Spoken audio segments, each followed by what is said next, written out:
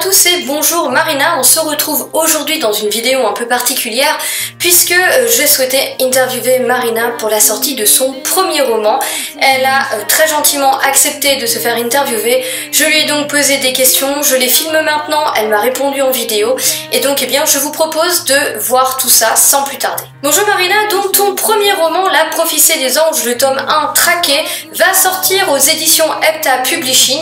Quand je dis va sortir, c'est pour sa version papier, puisque sa version papier sort le 24 octobre, mais il faut savoir que sa version numérique est déjà disponible depuis le 19 septembre. C'était donc pour moi l'occasion de venir te voir et de te poser quelques questions. Tout d'abord, est-ce qu'on pourrait parler un petit peu de toi? Pourrais-tu te présenter pour les lecteurs qui ne te connaissent pas encore? Alors, déjà bonjour. Bonjour lecteurs du blog L'Imaginarium. Je m'appelle Marina Joy Sharp et mon livre Traqué, tome 1 de La prophétie des anges, est sorti le 19 septembre en numérique, pour ceux qui veulent l'acheter. Voilà. J'ai 32 ans, je travaille dans l'éducation nationale et l'écriture est ma passion. Et sinon, est-ce que tu pourrais nous dire un peu quel est ton parcours en tant qu'écrivain? Quand est-ce qu'en fait tu es tombé dedans littéralement? Mon parcours en tant qu'écrivain, oh là là, j'ai l'impression que j'écris depuis toujours. J'ai commencé mes premiers écrits, j'avais 12 ans. Je demandais beaucoup à mes parents de m'acheter des cahiers, des stylos. Et c'était un vrai passe-temps, sauf que bon, j'écrivais pas de livre entier à cette époque-là. Le premier livre que j'ai vraiment écrit, donc c'est celui qui est sorti, le tome 1 de La prophétie des anges. Je l'ai commencé en 2009 et j'ai dû le terminer en 2011. Il y a quelques années, en 2016, j'ai eu une expérience avec une maison d'édition où j'ai signé un autre de mes livres qui s'appelait Olympe à l'époque. Et puis ça a pas été une très bonne expérience. C'était une maison d'édition c'était compliqué. Donc j'ai récupéré mes droits et je suis restée un moment sur Wattpad parce que c'est une plateforme que j'aime beaucoup et j'aime l'idée de pouvoir échanger avec les lecteurs. Et là, c'est vrai qu'avec cette nouvelle maison d'édition, Hepta Publishing, ils sont vraiment très modernes et ils ont des idées un peu nouvelles qui changent de ce qu'on peut voir dans l'édition d'aujourd'hui. Donc c'est vrai que je me suis laissée tenter. Et on est assez libre en tant qu'auteur sur ce qu'on a envie de faire. Ils écoutent vraiment beaucoup nos envies, nos attentes. Donc c'est un vrai partenariat et c'est vraiment très agréable. Sinon, je pense que j'aurais pas signé avec une maison d'édition, mais c'est vrai que là, c'était assez sympathique comme idée. Donc voilà. En dehors de ça, j'ai pas un très gros passif d'écrivain. C'est pas je pense qu'il est même encore un peu tôt pour se dire écrivain. C'est mon premier livre qui sort, donc on verra comment c'est accueilli. Eh bien écoute, j'espère sincèrement qu'il sera bien accueilli. Alors on va continuer un petit peu sur toi. Est-ce que tu pourrais nous dire quels sont les univers en fait que tu aimes tout particulièrement? Alors les univers que j'aime vraiment, ça va être très compliqué de répondre à cette question parce que je suis une passionnée donc de mythes et légendes, donc je suis assez calée là-dessus et il y en a beaucoup qui m'intéressent. J'ai eu la chance de les étudier à l'université, particulièrement la mythologie antique, la littérature du Moyen-Âge, que j'aime beaucoup aussi. Au niveau univers fantastique, j'aime tout, le young adulte particulièrement, et puis les romans un peu plus modernes qu'on peut trouver, la dystopie qui me parle beaucoup, la science-fiction, le fantastique. Je suis un petit peu plus réservée sur ce qu'on appelle la bitlit. C'est cette grosse mode qu'on a eue autour des vampires, tout ça. Bon, ça me parle un petit peu moins. J'aime beaucoup l'idée de me baser sur une légende ou un mythe qui existe déjà, comme je suis assez calée sur le sujet. Mais j'aime pas trop l'idée d'écrire des choses qu'on a déjà vues 100 fois. Donc j'aime bien retravailler un peu la base d'une mythologie, partir sur quelque chose de très connu et en faire quelque chose de vraiment très nouveau pour surprendre un peu. Et puis c'est vrai que pour donner envie de lire, parce que d'écrire sur quelque chose que tout le monde a déjà vu 100 fois, ça n'a pas d'intérêt. Donc alors les univers, j'aime la magie. J'aime quand c'est magique, et puis il faut qu'il y ait une histoire d'amour, quelque chose qui porte tout un univers fantastique, c'est important je pense. Mais Bah là, du coup, la prophétie des anges, donc c'est sur l'univers de la mythologie biblique, avec tout ce qui est angéologie, démonologie. Enfin voilà, c'est quelque chose de très lambda, je dirais. Mais en même temps, il y a un gros travail de fourni dessus. Après, donc pour le livre qui avait été publié il y a 2 ans, j'avais travaillé sur les mythes grecs. Donc qui sont aussi très très connus, mais voilà, pareil avec un petit quelque chose de revisité qu'on ne trouve pas du tout. J'aime bien chercher avant de me lancer dans l'écriture de quelque chose, voir que c'est pas un univers qui existe déjà, donc voilà. Voilà. Sinon la science-fiction, j'ai des livres en démarrage, une science-fiction, une dystopie. J'aime beaucoup l'univers de Dante aussi. La Divine Comédie, l'enfer de Dante, tout ça, c'est quelque chose qui me parle beaucoup. Donc voilà, les univers que j'aime, c'est assez riche et multiple. Les légendes du roi Arthur, il y a plein de choses. Les mythes scandinaves avec Asgard, tout ça. Donc voilà, si on me lance sur les mythes et les légendes, je pense qu'on pourrait faire des vidéos qui durent des heures. Donc je vais m'arrêter là. Eh bien oui, dis donc, t'as l'air de t'intéresser à énormément de trucs. D'ailleurs, si on te laissait le choix de vivre dans un univers de SFFF, où est-ce que tu irais? Encore une question difficile. Dans quel univers de science-fiction j'aimerais vivre? C'est dur, il y en a plusieurs qui me parlent énormément. J'aime beaucoup... Alors, ça va peut-être pas parler à tout le monde. J'aime beaucoup l'univers des royaumes invisibles de Julie Kagawa, qui traite de la faerie, avec la cour Célie, la couronne Célie, les fées, tout ça. J'ai trouvé ça vraiment très magique, très porteur. Après, plus connu, j'avoue que l'univers d'Harry Potter est assez parlant. C'est vraiment... ça peut vraiment être sympathique aussi. J'aime beaucoup l'univers de Divergente aussi. J'aime beaucoup le concept. Évidemment, vivre dans le monde de Divergente, mais post-Divergente, pas au moment où tout le monde rentre dans une case, une catégorie, un clan. Plus après, quand tout est dénoué. Mais j'ai bien aimé le concept aussi. Mais c'est très dur de répondre à cette question parce que il y a plein d'univers qui nous parlent forcément. Donc, mais voilà, si je devais en choisir un, je dirais l'univers des royaumes invisibles de Julie Kagawa. Voilà. Eh bien écoute, tu m'intrigues énormément avec les royaumes invisibles, donc je les ai dans ma palle, donc je vais peut-être penser à les sortir un peu plus tôt. Alors on va passer maintenant un petit peu plus à tes écrits en particulier, est-ce que tu pourrais nous les présenter? Alors, mes différents écrits. Bon, alors ça va être... je vais essayer de répondre le mieux possible en même temps sans trop en dire, parce que j'aime bien quand même garder un petit peu d'avance et un effet de surprise. On a déjà parlé de ma saga La prophétie des anges, qui traite du mythe des anges. Il y a donc aussi Dark Divine, qui traite des mythes grecs, dont j'ai déjà parlé un petit peu. Je dois être en tout sur 7 projets d'univers fantastique. J'en ai un basé sur les mythes de l'univers de Dante, comme j'ai souligné à la question précédente, sur l'enfer de Dante, une histoire qui se déroulerait uniquement en enfer et basée sur le mythe des cavaliers de l'Apocalypse en même temps. J'ai une histoire qui traite de la féerie, à la fois en même temps de la féerie, des changelings et de l'univers d'Oz. Donc c'est assez pareil, c'est assez particulier, très riche à travailler au niveau de l'univers. J'ai une dystopie en cours avec une héroïne exorciste. J'ai eu envie de ramener un peu cette histoire d'exorcisme qui est quand même très populaire au cinéma mais qui est toujours traitée de manière conventionnelle et très très sérieuse. Là, je voulais vraiment porter ça sur quelque chose de young adulte avec une héroïne forte et voilà. Donc on est je pense, je suis pas encore sûre à 100%, mais je pense que c'est le prochain que je proposerai après la prophétie des anges. On travaille dessus, on verra. Qu'est-ce que j'ai encore? Faut pas que j'en oublie.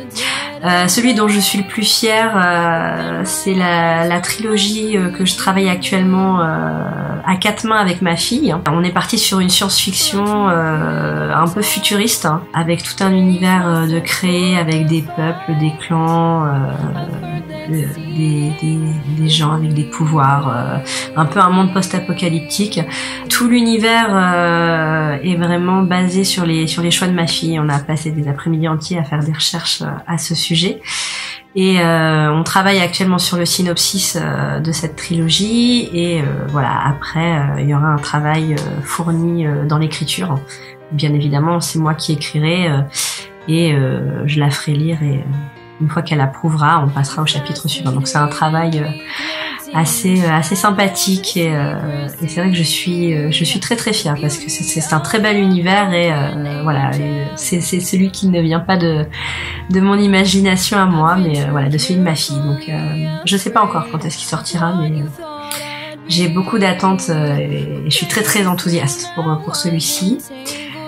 Qu'est-ce que j'ai d'autre? Est-ce que j'en ai oublié? Je travaille aussi sur un one-shot fantastique basé sur la légende de Tristan et Iseult. Pareil, modernisé, ramené à l'ordre du jour aujourd'hui en 2015.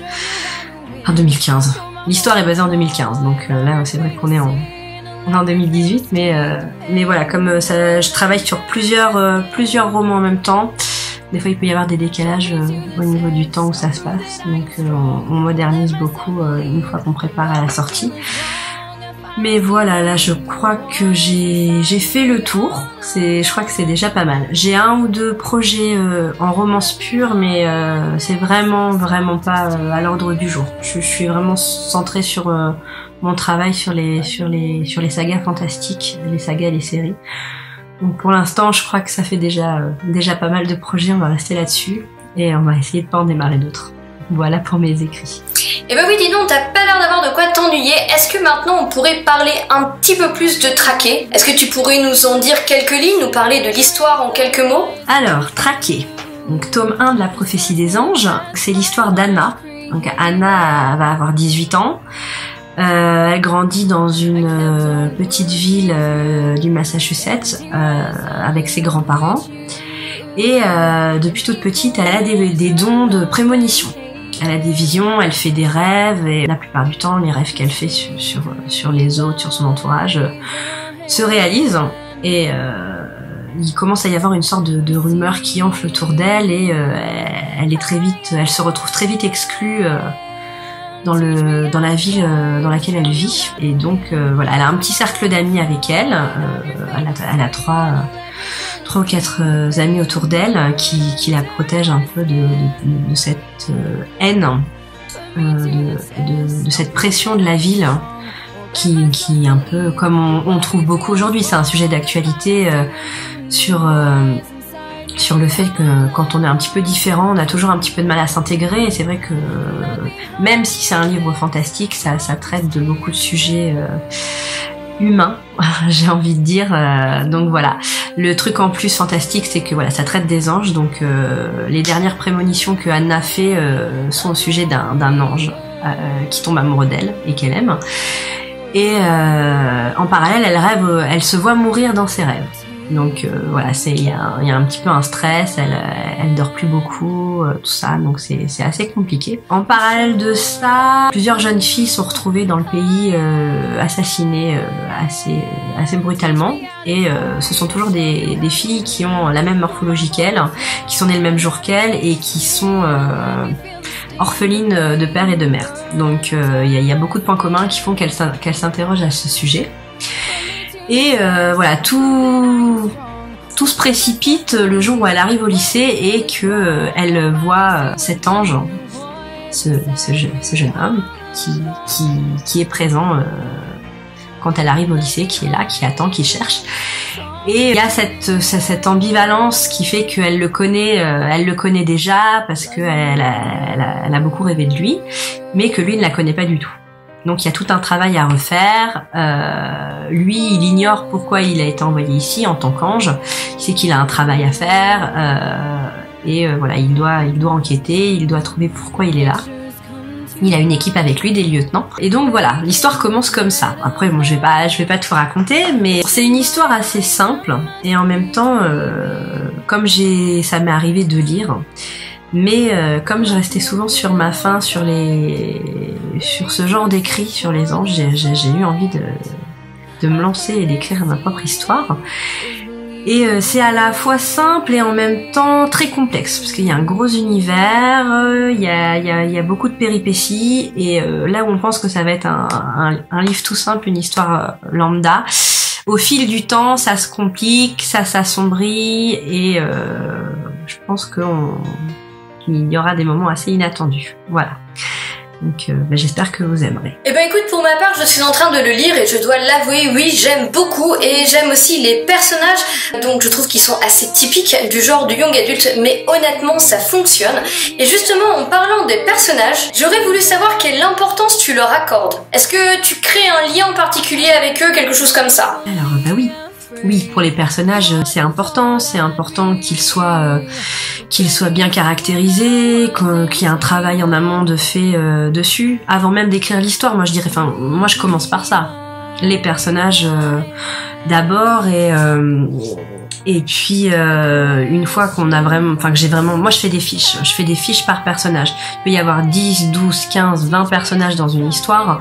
Il faut que j'ai une fiche par personnage avec de tout de défini, que ce soit leur apparence physique, leur caractère, leur passif, leur famille. Il faut qu'on ait l'impression que ce sont de vraies personnes, qui ont une vie en fait. Si on commence à partir sur des personnages pas travaillés, sur une histoire, ça manque de consistance, ça c'est beaucoup moins, on s'imprègne beaucoup moins, on s'immerge beaucoup moins dans l'histoire. Donc oui, effectivement, j'y accorde une importance assez particulière. Après, quand on travaille sur un livre, moi, en moyenne, un livre fantastique, il me faut 1 an pour écrire un livre. Une fois qu'on a dressé nos personnages, qu'on leur a donné un nom, parce que quand on leur donne un nom, c'est un peu comme si on les faisait exister. C'est quelque chose de particulier. Forcément que en tant qu'auteur, on crée des liens avec nos personnages parce que on passe beaucoup de temps à écrire autour d'eux, et c'est vrai qu'on s'attache à eux. Moi, je sais que c'est toujours difficile quand je finis un livre ou quand je perds un personnage, parce que il arrive que dans certaines histoires des personnages ne survivent pas, et je sais que c'est toujours difficile de dire au revoir à un personnage, que ce soit à la fin d'une histoire ou que le dénouement soit bon ou pas. Donc oui, forcément, on crée des liens avec eux. Après, j'ai même des préférences, des personnages que j'aime plus que d'autres. Par exemple, dans La Prophétie des anges, j'aime beaucoup Sam. Il est solaire, il est positif, il est charismatique, il est drôle. Et je sais pas, il dégage quelque chose. Il est très dans l'opposé du héros, qui est très sombre, très droit, très cadré, très discipliné. J'aime beaucoup que les personnages entre eux dans la même histoire ne se ressemblent pas. Et oui, c'est vrai que c'est... voilà, pour répondre à la question, c'est très important, les personnages dans une histoire, et automatiquement, oui, il y a des liens qui se créent.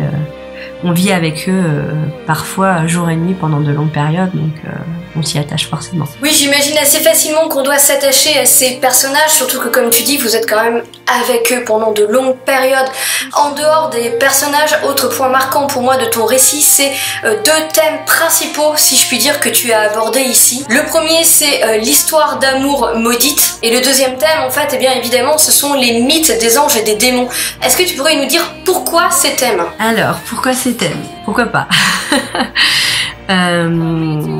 Histoire d'amour maudit, de toute façon, dans toutes mes sagas, mes séries, il sera toujours plus ou moins question d'un amour compliqué. Pour pas dire maudit, parce que ça peut pas toujours être la même histoire, mais j'ai un peu de mal avec l'amour facile et les happy end. Je trouve que c'est très surfait, et j'attends un peu plus quand je lis un livre. Donc quand je l'écris, forcément, il faut qu'il y ait plus de matière. Et c'est vrai que c'est important quand on part sur du young adulte, fantastique ou non, quand on choisit d'écrire sur l'amour, on peut pas en faire quelque chose de facile parce que ça n'a rien de facile et c'est quelque chose pour lequel on doit se battre et c'est très porteur dans un livre fantastique. C'est une bonne motivation, c'est un bon dénouement dans une quête. Les gens se battent pour l'amour, c'est quelque chose de certain. Donc oui, je pense qu'il n'y a pas de plus beau sujet sur lequel écrire. C'est un sujet indémodable et en même temps, voilà, on s'en lasse pas, Donc oui, moi je peux pas écrire un livre sans qu'il y ait un peu d'amour. C'est magique. Donc voilà. Après pourquoi le thème des anges, parce que c'est un thème qui me parle. Parce que j'aime l'idée qu'on a un ange quelque part et c'est vrai que dans la littérature j'en ai beaucoup lu et je sais pas, c'est ce que je préfère, Et après c'est vrai que c'est un sujet que j'ai beaucoup étudié aussi, les mythes bibliques, je suis très familiarisée avec ce sujet, donc je ne pouvais pas ne pas écrire à ce propos, c'est un sujet important pour moi et qui me parle beaucoup. Donc voilà, mais voilà, ça aurait pu être autre chose. Ça aurait pu être, c'est tombé sur celui-ci en premier. Et voilà, les autres thèmes sont très différents. Mais il y aura toujours de l'amour. C'est un sujet important. Je te trouve particulièrement touchante en fait quand tu parles de tes personnages, de ton processus d'écriture, des thèmes que tu abordes. Sincèrement, c'est vraiment adorable à voir. Donc moi, de mon côté, j'aurais une question existentielle, dans le sens où si tu devais choisir toi, tu serais plutôt ange ou démon? Plutôt ange ou plutôt démon? J'avoue que je me pose pas ce genre de questions. Mon entourage dirait que je suis un peu démoniaque, plus que ange. Je dirais que, comme tout un chacun, on est un peu des deux. On a cette ambivalence en nous, je pense.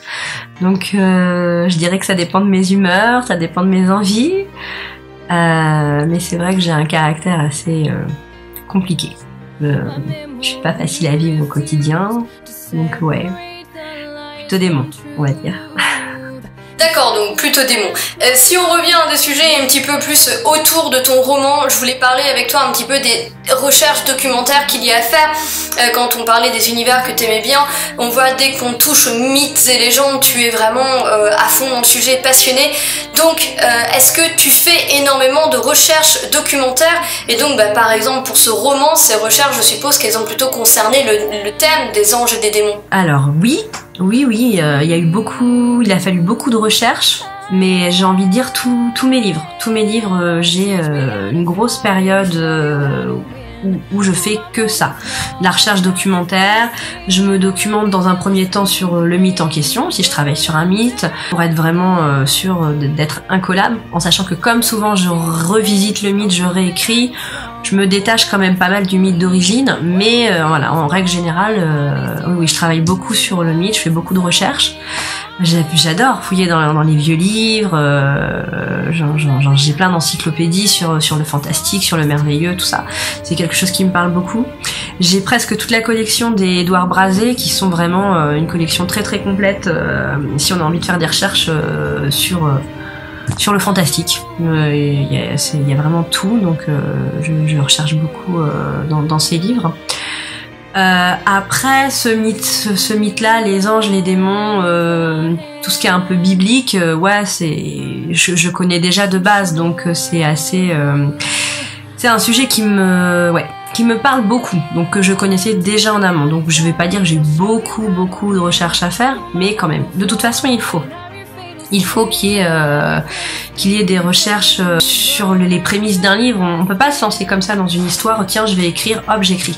Il faut qu'il y ait une base documentaire, il faut qu'il y ait un travail en amont sur les personnages, après travailler un synopsis. Enfin, en tout cas, moi, c'est comme ça que je travaille. Je pars pas à l'aveuglette. L'histoire est prête du début à la fin, du prologue à l'épilogue, avant que j'écrive. J'ai besoin sinon je vais m'éparpiller, je vais partir dans tous les sens et mes personnages vont avoir tellement de problèmes que ça va plus être résolvable du tout. Donc je pars là-dessus. Après, voilà, comme je l'ai dit, toutes mes histoires, il y a des recherches en amont, c'est obligatoire. Je pense que tous les auteurs font ça. Après, il y a aussi des recherches un peu sur le plan géographique. Si là, j'ai choisi de situer mon histoire dans le Massachusetts, dans une ville que j'ai inventée, mais ça reste quand même le Massachusetts, les États-Unis, à 2 heures de Boston. Donc il faut respecter le climat, l'ambiance, la vie là-bas.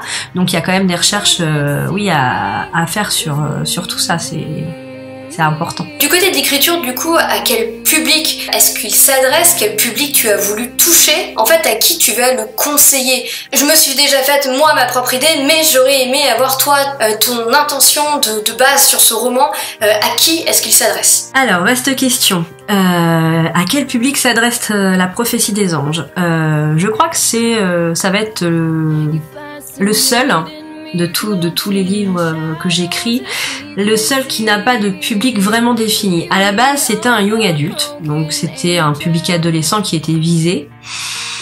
Mais c'est une histoire que j'ai postée sur Wattpad et je me suis rendu compte que tout le monde aimait cette histoire. En fait, il n'y a pas de public imposé. C'est assez universel. Et j'ai eu de très bons retours, tant par des trentenaires que même par des retraités, que des petites demoiselles de 12 ans. Donc j'aime assez l'idée que ça peut être lu par tout le monde, que ça peut plaire à tout le monde, et que ce soit aussi simple d'accès, facile à lire pour une ado, que divertissant et pas trop...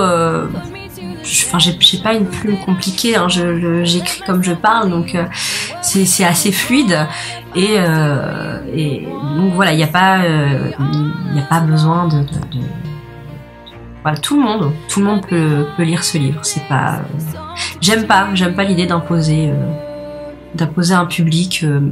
Après, par la suite, oui, j'ai deux trois sagas que j'ai écrit qui sont plus pour un public averti parce que c'est assez sulfureux ou très sombre, voire glauque. Là, il y aura un public visé et ce sera sûrement précisé sur les 4e de couverture, mais pas celui-là. La prophétie des anges, tout le monde peut le lire et tout le monde peut l'aimer, je pense. Comment est-ce que l'envie d'écrire ce roman t'est-elle venue? Est-ce qu'en fait tu pourrais nous parler de son processus d'écriture depuis sa création jusqu'à sa publication maintenant chez Hepta Publishing? Alors, comment m'est venue l'envie d'écrire ce livre? J'avoue que ça m'est venu comme ça. À l'époque, ma fille venait juste d'entrer à l'école et je ne travaillais pas. Donc et je suis quelqu'un qui ne supporte pas de rester inactif. Et ça m'est venu un jour. C'était une période où je lisais beaucoup de livres sur les anges. J'ai eu une période comme ça. Je venais de finir la saga d'Année de Lauren Kate, la saga Hush Hush de Becca Fitzpatrick, et j'avais commencé Angel de Halle Weatherly, que j'ai beaucoup aimé, et le livre de Saskia de Marie Pavlenko. Donc c'était des univers très très différents, chacune, et en même temps toujours sur le mythe des anges. Mais il me manquait quelque chose. Je restais toujours un peu insatisfaite de ce que je lisais. Et j'arrêtais pas de me dire, moi j'aurais fini comme ça, ou j'aurais écrit comme ça, et l'idée a germé petit à petit, mais sans que j'ose me lancer. Je me disais, non, je ne veux pas comme ça me lancer dans l'écriture. Je me disais, il faut des aptitudes, c'est pas à la portée de tout le monde, est-ce que je peux le faire ou pas? Et puis... il y a un film aussi qui m'a beaucoup parlé, Gabriel, avec Andy Whitfield. Donc c'est un film, je crois, de 2005-2007 par là. Pareil, avec un univers très très dark, avec la chute des anges au purgatoire. Enfin, j'avais beaucoup aimé. Et petit à petit, une idée d'histoire a germé et je me suis acheté des cahiers. Parce que en 2009, je pouvais me les payer toute seule. J'avais plus besoin de demander à mes parents. Et j'ai commencé à noircir des pages, monter un synopsis avec des personnages, des idées comme ça. Ça m'est venu sais pas comment expliquer. Voilà, c'est venu comme ça. Après, au niveau du processus, bon bah j'en ai déjà parlé hein, dans les questions précédentes. Moi, je travaille toujours de la même manière. Donc, d'abord, je trouve l'idée de l'histoire. À mesure que je dresse le synopsis, je fais des fiches personnages. Pour la prophétie des anges, j'ai même fait des arbres généalogiques, j'ai fait des cartes. Je fais aussi une tracklist à chaque livre. C'est important pour moi d'avoir une musique thème pour une histoire. Ça me porte et ça m'aide à écrire. Donc c'est un processus qui a été très très long pour la prophétie des anges parce que même si je l'ai commencé en 2009 et que je l'ai fini en 2011, c'est un livre qui a été retravaillé au moins 3 ou 4 fois depuis Epta Publishing. Il y a eu des changements de narration, il y a eu des redécoupages au niveau des chapitres, tout ça. Donc c'est le livre que j'ai le plus retravaillé à ce jour. Après c'est le premier que j'ai écrit, donc il y avait forcément beaucoup de travail dessus parce qu'on améliore forcément sa façon d'écrire à mesure qu'on écrit. Ça me paraît logique. Et donc il y a eu cette période où je l'ai posté sur Wattpad avec beaucoup d'appréhension à l'époque, je me rappelle, c'était sur les conseils d'un ami. Et petit à petit la mayonnaise a pris, ça a super bien marché, les gens se sont mis à le lire de plus en plus. Certains me disaient que ça faisait au moins 3-4 fois qu'ils le lisaient, qu'ils s'en lassaient pas, donc c'est super, hein, c'est super. Je pense qu'on rêve pas d'autre chose quand on échange avec des personnes qui lisent ce qu'on a écrit, c'est formidable. Et puis on a dépassé le 1 million de vues sur Wattpad. J'avais publié 6 tomes en tout.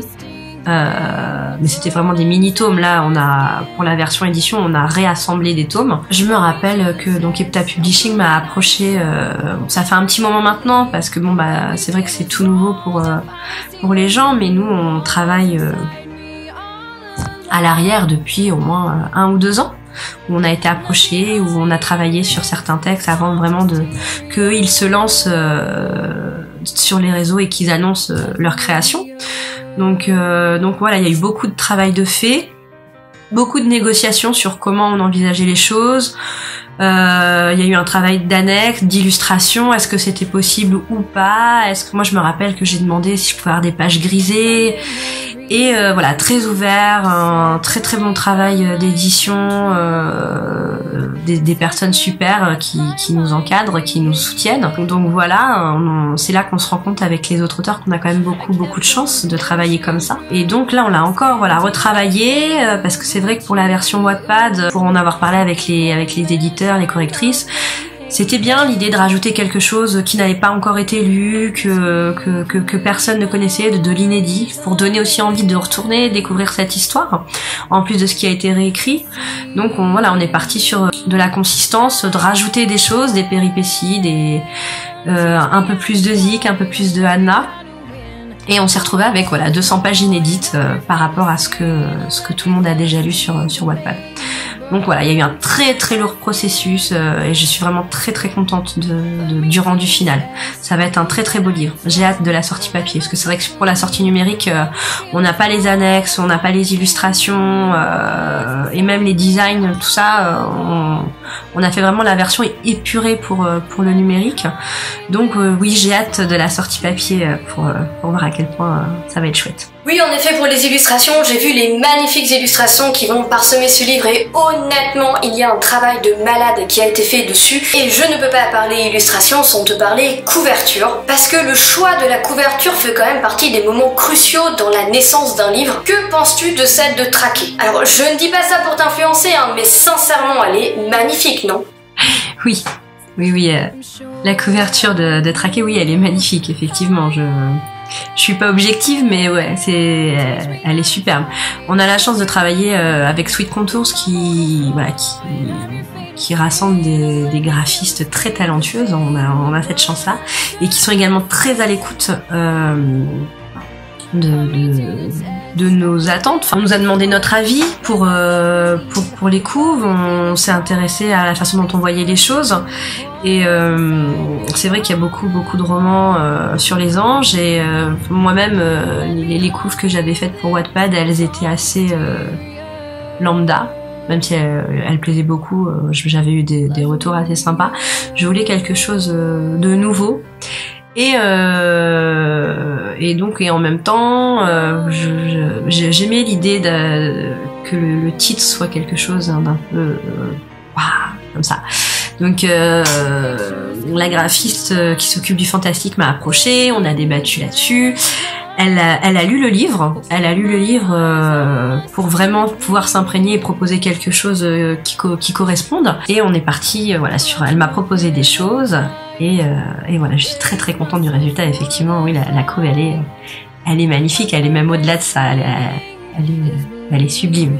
Elle est sublime et elle rend parfaitement justice à l'histoire. C'est vraiment personnalisé. C'est vrai que parfois ça peut arriver via certaines maisons d'édition où la couverture rend pas toujours justice à l'histoire et j'avais peur de ça. J'étais inquiète par rapport à ça. Et puis non. On est parti là-dessus et ouais, le rendu est vraiment très très très beau. Donc je me rappelle la première fois qu'elle me l'a envoyé, j'étais très très émue quand je l'ai vu. Ça devenait vraiment très concret et voilà. Et donc c'est la même graphiste qui a travaillé sur les designs intérieurs et oui, on peut saluer clairement son talent. Elle a vraiment beaucoup de talent et elle fait vraiment des choses magnifiques. Et je sais que ce sera elle qui travaillera sur toute la saga. Et éventuellement même après sur les autres fantastiques, j'espère qu'on pourra à nouveau faire appel à elle parce que elle est vraiment très très douée et elle gagne à être reconnue.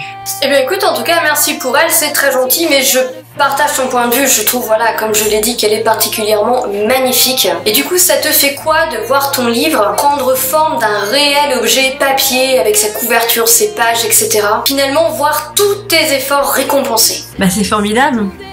C'est formidable de pouvoir enfin avoir une version papier. Je pense que c'est le but ultime. C'est un peu comme si on avait terminé. Moi je vois ça un peu comme un processus. Le toucher un livre concret papier comme ça, c'est l'attente numéro 1 d'un auteur, parce que c'est vrai que j'ai déjà été publiée en numérique mais jamais en papier. Ça va être le premier et tout me plaît. La couverture est magnifique, les designs intérieurs sont superbes, l'histoire a été vraiment très bien retravaillée. Donc là, j'ai envie de dire que moi, j'ai fini mon travail sur ce livre. Moi, je suis déjà en train de travailler sur autre chose. Là, on est sur du travail de promo pour sa sortie, évidemment. Mais on n'a pas d'attente supérieure à celle-ci, quoi. C'est génial. C'est génial de l'avoir en livre, en vrai livre qu'on va pouvoir ranger dans une bibliothèque. De savoir que les gens vont l'avoir chez eux. Et vont le lire et le relire et corner les pages et je sais pas, c'est comme si je le transférais aux gens et que je leur donnais une partie de moi. C'est à la fois très perturbant et très intime et en même temps très gratifiant. C'est un mélange d'émotions qui se définissent pas. C'est vraiment une grande fierté d'avoir pu faire ça et aucun regret à ce sujet. C'est quel que soit l'accueil du public, la façon dont il va être perçu. Moi, je suis très très contente de l'aboutissement de ce livre. Vraiment. Je comprends sincèrement que tu sois contente et d'ailleurs je pense qu'il y a de quoi être contente. Comme je l'ai déjà dit, je suis en cours de lecture, je l'ai pas fini, mais je pense sincèrement que c'est un roman pour les gens qui sont amateurs justement du thème ange, démon et young adulte, parce que voilà, c'est vrai qu'il est accessible dès le young adulte. Sincèrement oui, c'est quand même une jolie petite pépite avec un travail de dingue, donc autant vous dire que j'ai quand même super hâte de découvrir la suite. Et du coup, en parlant de la suite, est-ce que tu pourrais nous dire combien de tomes va comporter la série? Et d'ailleurs, si tu le sais déjà, dans combien de temps est-ce qu'on va avoir les prochains tomes? Combien de temps on va devoir attendre et se languir avant d'avoir les tomes? Je sais que il faut le temps de les écrire, de les corriger, de les mettre en page, c'est très très long, donc voilà, je sais qu'il va certainement se passer un petit peu de temps, mais voilà, je suis curieuse, donc si tu pouvais nous en dire un petit peu plus. Alors, la suite, comment ça va se passer? Donc le tome 2 de la prophétie des anges, Brisé, sortira en septembre 2019. On a déjà les dates arrêtées. Le tome 3, Exilé, sortira en janvier 2020 et le dernier tome, Damné, sortira en septembre 2020. Donc on a essayé de faire quand même des sorties assez rapprochées pour pas qu'il y ait trop d'attentes chez les gens. Après, bon, il y a d'autres choses de prévues autour, parce que la prophétie des anges est vraiment mon univers le plus fourni, le plus travaillé, le plus complexe. Donc j'ai eu envie d'étendre un peu les choses. Un préquel sera sûrement prévu par la suite sur l'histoire des parents de l'héroïne, parce qu'il y avait pas mal de matière à travailler, donc voilà. Je pense que ça peut être intéressant de raconter leur histoire. Une suite est prévue en 4 tomes, mais bon, bah, j'en dis pas plus parce que ça pourrait vraiment beaucoup spoiler sur l'histoire. Et un spin-off qui se passe après la suite, en 3 tomes, je crois, sur un personnage secondaire que beaucoup vont sûrement apprécier. Donc voilà. Mais je n'en dis pas plus. Mais bon, voilà, chaque trilogie, tétralogie est séparée. Il y aura 2 tétralogies et 2 trilogies. Le préquel sera en 3 tomes, la prophétie des anges en 4 tomes, la suite en 4 tomes et le spin-off en 3 tomes. Mais chaque trilogie, tétralogie a une fin, et il y aura peut-être des fins un peu ouvertes, mais pas dans l'idée de laisser le lecteur trop sur sa faim, parce que entre chaque saga, j'ai envie de dire, il y aura quand même un petit peu d'attente, parce que ça fait beaucoup de livres et sinon je n'écrirai que ça. Donc voilà. Bah écoute, sincèrement, si c'est Sam ou Uriel, le personnage secondaire sur lequel tu veux écrire, moi je dis oui tout de suite. J'aurais du coup une dernière question pour toi, simplement pour savoir est-ce que nous aurons l'occasion de te voir en dédicace sur la fin de cette année 2018 et sur cette année 2019. Est-ce que tu connais déjà quelques dates de tes dédicaces? Alors pour le planning des dédicaces, pour l'instant on n'a rien de vraiment arrêté. On travaille sur plusieurs dates. Je sais qu'on prévoit de faire éventuellement une dédicace sur Le Mans, une sur Alençon, une sur Caen, éventuellement une sur Avranches, peut-être sur Rouen. Mais pour l'instant, il n'y a rien de sûr. On travaille également sur une potentielle soirée auteur-lecteur à Paris le premier week-end de décembre, à l'occasion du Salon de Montreuil. Je pense qu'on s'organisera un petit quelque chose, soit le vendredi soir, soit le samedi soir. Pareil, on n'a pas encore défini, on est en préparation. Il faut suivre sur Hepta Publishing. En général, ils feront les annonces au fur et à mesure qu'on aura tout déterminé. Ce qui est sûr, c'est qu'il y aura des séances de dédicaces. Bah, pour l'instant, on attend la version papier, bien sûr. Donc voilà, en attendant, rien d'exact. Mais il y aura des séances de dédicaces, bien évidemment. Eh bien écoute, voilà, c'était un petit peu le mot de la fin. Je te remercie énormément d'avoir pris le temps de répondre à mes questions. C'était vraiment sympa, c'était une super interview, c'est adorable de faire connaissance avec toi. Et la passion et l'émotion avec laquelle tu parles de ton livre, de tes écrits en général, ça donne vraiment envie de te découvrir encore plus. Voilà, moi c'est vrai que j'ai commencé à lire le roman avant, mais sincèrement, merci beaucoup pour ce partage. Je te laisse une dernière fois la parole si tu veux dire au revoir aux personnes qui ont regardé cette vidéo, et je les retrouve juste après, puisque comme j'ai certainement annoncé dans le titre, il y a un concours en rapport avec Traqué. Eh bien merci pour cette interview, c'était très sympa. Je souhaite une très bonne lecture aux lecteurs qui suivent le blog L'Imaginarium. J'espère que Traqué vous plaira, et puis n'hésitez pas à faire vos retours sur les réseaux. J'essaye au maximum de répondre à tout le monde, donc voilà. Encore merci pour cette interview, et puis à très bientôt. Et donc voilà, bien comme je vous le disais, je reviens vers vous pour un concours sur Traqué. Au moment où je filme cette vidéo, je n'ai pas encore toutes les modalités du concours. Je dois encore contacter la maison d'édition pour en savoir un petit peu plus. Donc en fait, ce qui va se passer, c'est que vous aurez toutes les informations en barre d'infos. S'il y a un formulaire Google Chrome, vous l'aurez en barre d'infos. Donc ce que je vous propose, c'est de vous rapprocher au plus vite de la barre d'infos. Ce que je vais vous demander de toutes les manières pour le concours, c'est comme d'habitude de suivre la chaîne, de suivre la page, et surtout de suivre la page de Marina et des éditions Hepta Publishing, parce que ce livre, si vous le gagnez, c'est grâce à eux, c'est absolument pas grâce à moi, c'est eux qui vous l'offrent. Donc s'il vous plaît, faites l'effort, c'est la seule chose que je vous demande. Donc voilà, en attendant à tous, je vous souhaite comme d'habitude d'excellentes lectures, une très bonne journée, et je vous dis à bientôt. Ciao, bye.